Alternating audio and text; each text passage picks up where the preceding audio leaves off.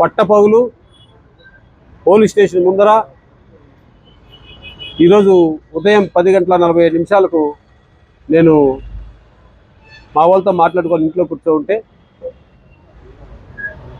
పొంగనూరు మండలం పాలెంపల్లి పంచాయతీ నడింగడిదాసి గ్రామానికి చెందిన మున్రాజు కుమారుడు నవీన్, అతని చిన్నాన్న ఎల్వి రమణ, అతని ఫాలోయర్ ఉమేష్ ముగ్గురు వచ్చి కొంతమంది అల్లరి మొక్కలు వెంబడి వేసుకొచ్చి మా ఇల్లు పైన రాళ్లతో దాడి చేసి ఇంట్లోకి దూరి రాడుతో నన్ను కొట్టడానికి చంపడానికి ప్రయత్నించినాడు. ఇది ఎలాంటి ప్రజాస్వామ్యమో, ఎక్కడ లా అండ్ ఆర్డర్ ఉందో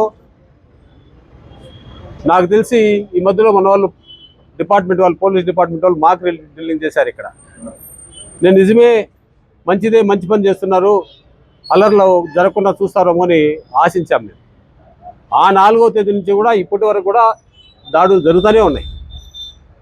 నిన్ను కూడా చెప్పాను, ఈ మధ్య వాళ్ళు బెదిరింపు కాల్సి వస్తూ ఉన్నాయని పోలీసుకు కూడా ఇంటిమేషన్ ఇచ్చినాను, కంప్లైంట్ కూడా ఇచ్చినాను. రాత్రి 10:27 ఆ ఎల్వి రమణ అతను ఫోన్ చేశాడు.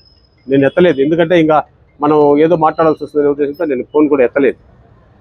వాళ్ళు చాలా రోజుల నుంచి కూడా మాకు వాళ్లకు విరోధం ఉంది, చంపాలనే ప్రయత్నించినాడు. టయానికి మా వాళ్ళు అడ్డపడ్డారు కాబట్టి సరిపోయింది, లేకపోతే రాడ్తో కొట్టి చంపేవాడు.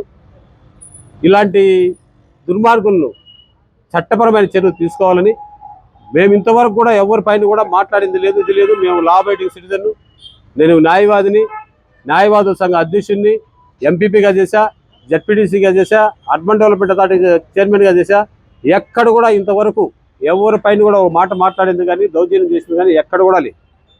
వాళ్ళే దౌర్జన్యాలు చేసుకుంటూ అనవసరంగా మా ఇంటి పైన దాడి చేయడం అనేటువంటిది అమానుషం.